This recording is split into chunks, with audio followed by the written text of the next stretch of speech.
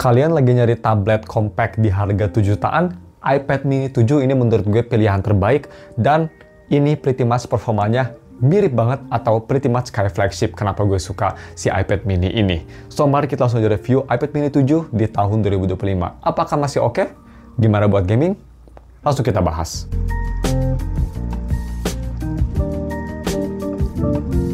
Halo guys, nama gue Stan dari StaffTech, dan ya mari kita langsung aja review iPad mini 7. Yang pertama, untuk harga dan speknya sendiri. Untuk harga sendiri, kalian bisa beli iPad mini 7 yang internalnya tuh di harga segini ya. 7 juta pas, sekarang internalnya juga udah besar di 128 GB. Dan kalau misalnya kalian ingin iPad ini atau ingin wallpaper yang ada di iPad ini, gue udah taruh semua linknya ada di deskripsi. Untuk speknya sendiri bisa kita lihat ya, dia pakai Apple A17 Pro, itu yang sama kayak di iPhone 15 Pro, masih sangat powerful di tahun sekarang pun. Terus dia punya layar 8,3 inci, mirip foldable ya, layarnya besarnya cuma beda spek ratio, baterai yang besar, dan juga sudah support Apple Pencil Gen 2 dan USB Type-C 3.2. Nice, oke. Kita bahas selanjutnya bagaimana untuk desain dan display. Desain dulu ya. Untuk desain belakang, iPad mini 7 ini desainnya sama kayak iPad mini 6. Sama persis, nggak ada bedanya. Warna purple-nya juga gue rasa ini nggak ada bedanya. Apa sedikit lebih terang mungkin? Gue lupa. Gue dulu pernah punya iPad mini 6 tapi lupa. Tapi desainnya simple, khas iPad lainnya, single kamera dan elegan. Full metal, build-nya juga kerasa premium di tangan. Sedangkan untuk depan, ini sama seperti tablet atau iPad lainnya juga. Bezelnya, well, bezel-less untuk tablet ya, lebih tepatnya. Tapi ya, bezel udah tipis, tapi nggak tipis banget juga sampai nggak bisa digrip-gripnya masih enak. Layarnya masih bagus, dan overall, desainnya sih ini sangat safe banget ya, nggak ada bedanya sama iPad mini 6 sama sekali menurut gue. Terus bagaimana untuk displaynya? Display sendiri, dia pakai Retina IPS. Yes, sayangnya belum AMOLED dan masih di 60 Hz. Itu mungkin kelemahan yang paling besar di iPad mini 7 ini ya, dibanding sama tablet Android lain di harga 3 jutaan aja. Kalau tablet Android kan udah high refresh rate, ini masih 60 Hz. Tapi layarnya sendiri bagus kok, dia kualitasnya ya. IPS khas Apple, vibrant, view angle-nya oke untuk IPS, dan nyaman, berjernih, enak buat ditonton lah. Masih bagus banget color-nya menurut gue. Cuma memang kalau misalnya visibilitas di bawah sinar matahari bisa kita lihat ini karena IPS dan hanya bisa sampai 500 nits aja peaknya, jadi memang kerasa gelap kalau dipakai di luar. Masih usable tapi memang gelap dibanding kayak HP AMOLED lah atau tablet AMOLED kayak iPad Pro M4 ya. Dan untuk display sendiri, kalau misalnya kalian pernah pakai iPad mini 6, itu ada masalah jelly effect. Jadi kalau misalnya kita scrolling tuh, dia kanan kirinya tuh nggak secara bersamaan nge-scroll, jadi kayak ada delay antara kanan kiri, jadi kayak jelly effect ya, makanya namanya jelly effect. Di iPad mini 7 masih ada, cuma nggak separah iPad mini 6. Menurut gue sedikit lebih bagus ya. Well, nggak sedikit, lumayan lebih bagus lah. Kalau misalnya kita coba kayak gini, masih ada ya, kelihatan di kamera pun ya. Gue tadi zoom, dan kalau nggak nge-zoom pun masih agak kelihatan. Tapi nggak separah kayak iPad mini 6. Kalau iPad mini 6 itu parah banget. Ini masih ada, nggak kayak layar biasa, cuma nggak seburuk itu. Untuk layar udah laminated, dan selanjutnya mari kita bahas bagaimana untuk biometrik sendiri. Biometrik ini pakai fingerprint, dia nyatu sama power button sama kayak di iPad Air dan iPad biasa ya. Kecepatannya bisa kita lihat khas Touch ID, cepat banget, responsif, nggak ada masalah, bagus. Terus selanjutnya mari kita bahas bagaimana untuk si audio quality-nya sendiri. Ini menurut gue yang sangat bagus, malah lebih bagus daripada si iPad 11 biasa. Pertama, audio quality via 3.5 mm to USB Type-C. Jadi kalau misalnya kalian mau pakai converter, kalian bisa pakai converter. Dan ini gue pakai tesnya tuh pakai IM Crane Ear Daybreak. Itu IM yang nggak berat, biasa aja untuk si powernya. Di iPad mini ini di volume berapa? 15% aja udah keras banget. Jadi amplifier iPad mini bagus banget, dan kualitasnya juga menurut gue ini sangat bagus, hampir desktop level. Jadi kalau misalnya kalian mau dengerin lagu gitu ya di iPad, ini bagus banget kualitasnya. Bisa ngikutin sound signature-nya si Crane Ear Daybreak IM gue, tapi memang overall dia lebih ke arah warm ya. Jadi dia lebih menjorok ke arah warm. Cuma overall bagus, detailnya masih oke, sound saja bagus, separasinya oke, enak banget lah. Kayak dengerin di desktop gitu loh, high quality banget. Dan untuk speakernya juga, dia itu dual speaker ya, walaupun grillnya kayak ada 4 nih bisa kita lihat, tapi dia hanya dual speaker, dan posisinya tuh dia di bawah, jadi di sini nih. Kalau misalnya gue megang kayak gini, memang dia ketutupan, jadi kalian harus adaptasi megangnya seperti ini ya. bukan seperti ini gitu. Karena gue enaknya megang gini soalnya kan fingerprintnya kerasa natural, tapi sayangnya di sini speakernya. Tapi walaupun posisinya gue agak kurang suka, kualitasnya sendiri ini bagus banget menurut gue. Untuk iPad yang sekecil ini, iPad mini yang segede MNL ini, dia bagus, bisa keras banget. Soundstage-nya juga udah oke untuk di harganya, lebih bagus dari iPad 11 malah, lebih kerasa clear, vokalnya juga bulat, jernih, overall speakernya bagus banget. Kalau misalnya kalian mau pakai untuk gaming, nonton film, main rhythm game, kerasa jernih dan bisa didengerin semuanya gitu, nggak saling tabrakan suaranya. Jadi cukup besar jadi soundstage-nya untuk sekecil ini, jadi nggak saling tabrakan ya. Ya untuk lebih detailnya, ini deh speaker testnya, kalian bisa lihat sendiri deh. Check it out. Terus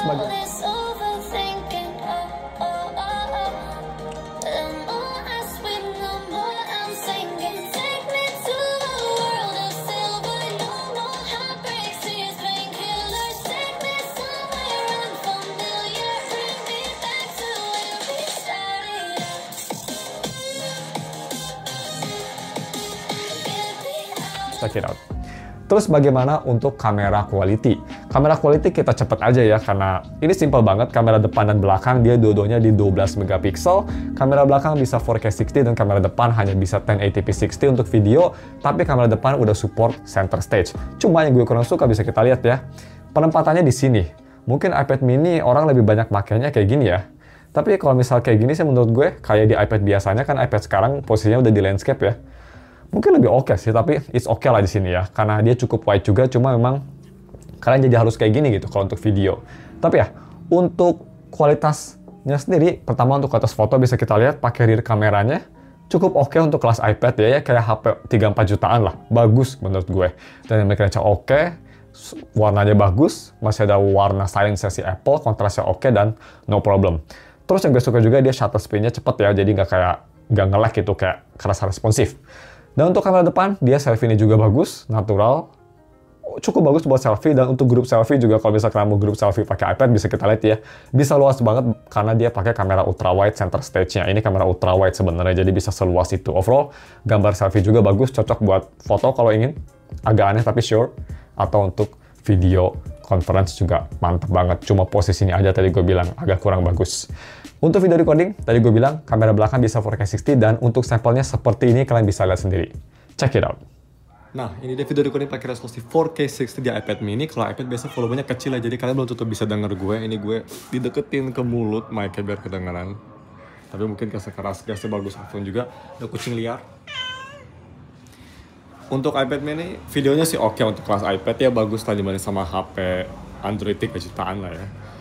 Karena kameranya bagus, bisa kita lihat dynamic range juga bagus, stabilisasi aja yang kurang, tapi wajar karena ini iPad. Tapi ya, kita langsung aja moving on ke gaming performance yang absolutely amazing.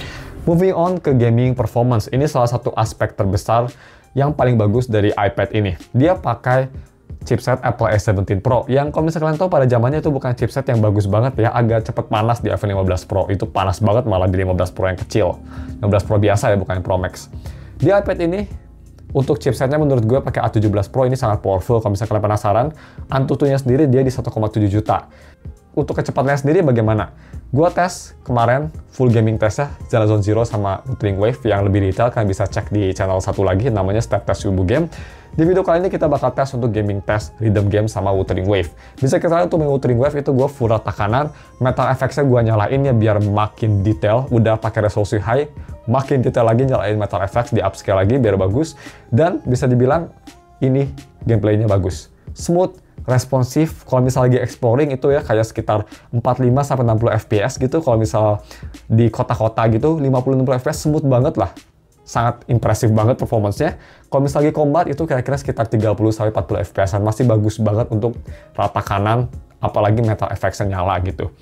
Cuma memang dia agak cepet thermal throttling dan agak cepet dimming layarnya. Jadi dia mulainya daerah bawah kiri logo Apple mulai kerasa anget panas dan dia mulai thermal throttling. Gak parah banget, masih playable, mungkin turun sekitar maksimal 10 fps-an.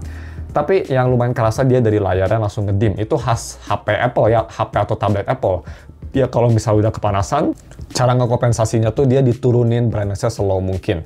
Dan memang kerasa juga di iPad ini, sama kayak di iPhone lainnya, kerasa gelap gitu ya setelah main, kerasa banget. Tapi masih usable, kalau misalnya kalian main di dalam ruangan secara lama pun nggak kerasa banget. Itu kerasanya kalau misalnya gue tadi main di lampu studio gitu, itu baru kerasa banget. Sama juga untuk main rhythm game.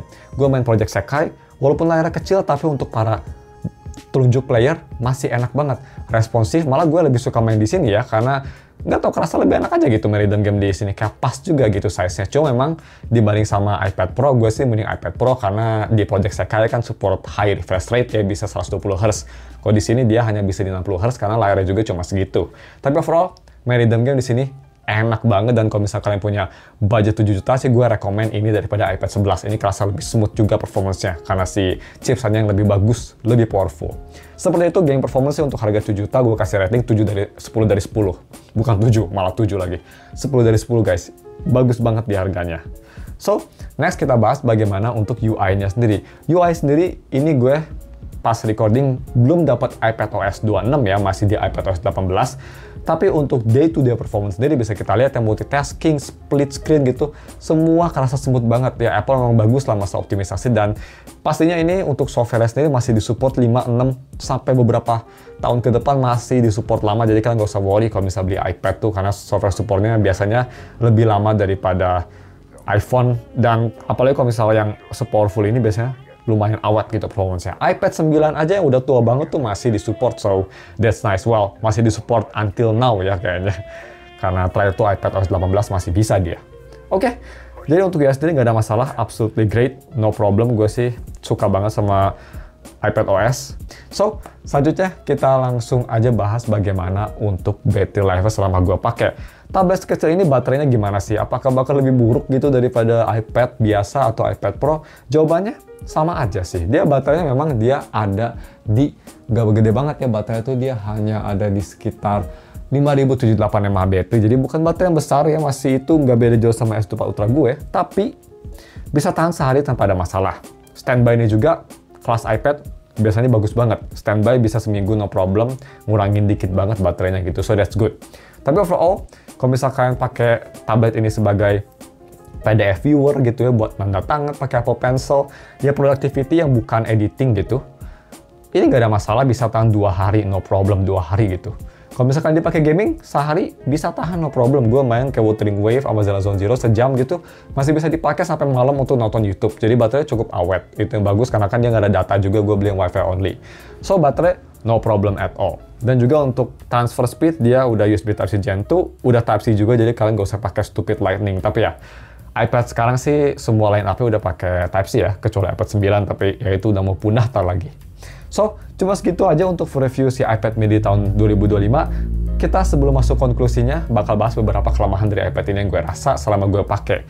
Pertama yang gue kira bakal jadi kelemahan, si jello efeknya. Kalau misalnya kita tadi gue bilang ya, kita coba scroll-scroll kayak gitu. Scroll gini, kayak ada jelly effect. Gue kira bakal annoying, ternyata nggak ada masalah. Yang sedikit agak masalah sih menurut gue hanya dari refresh rate aja. Yes, gue karena pakai S24 Ultra yang high refresh rate, kalau gonta-ganti ke sini tuh memang ini kerasa kayak laggy, jadi kayak pusing gitu. Harus adaptasi lagi selama beberapa menit lah baru terbiasa lagi. Tapi overall sih it's okay, no problem, dan semoga Apple tahun depan bisa digedein baterainya, mungkin iPad mini, dan pakai layar ProMotion atau at least layar 90 Hz lah gitu, nggak usah ProMotion banget gitu, nggak usah 120, 90 Hz juga gue udah puas lah. So, ya cuma itu aja sih kelemahannya di harga segini. Jadi untuk konklusinya, kalau misal kalian ya kalau misal kalian suka tablet sekecil ini paling bagus. Even kalau misal kalian kurang suka, coba dulu deh, karena ini di harga 7 juta, value-nya bagus banget. Kalian dapat chipset yang kenceng banget, form factor yang menurut gue di best. Kalau misal kalian gamer atau kalian suka nonton YouTube gitu, megang satu tangan pakai YouTube gini, kerasa nyaman banget, nggak pegel. Kalau misal kalian media consuming sama gaming, ini menurut gue form factor paling bagus, di harganya juga yang murah lagi, cuma 7 juta. Ada alasan kenapa Lenovo Gaming yang Y700 form factornya mirip kayak gini ya, karena emang nyaman buat gaming gitu. Jadi ya, kalau misalkan orang seperti itu, di harga 7 juta ini bagus banget ya. Dan itu menurut gue konklusinya cocok buat yang seperti itu, buat yang media consuming dan yang kerja-kerja dikit, yang on the go, ini cocok banget. Tapi kalau misalnya kalian kurang suka karena ini layarnya kecil dan kalian mungkin suka dipakai buat nulis, dipakai buat gambar masih enak sih menurut gue. Tapi untuk dipakai nulis, kalian harus agak sedikit adaptasi karena layarnya kecil ya. Ini kayak pakai kertas yang lebih kecil gitu kan kanvasnya. So, seperti itu aja untuk menurut gue. Konklusinya, kalau misalkan ada pertanyaan bisa komen di bawah. Thank you for watching dan ketemu lagi minggu depan untuk full review lainnya.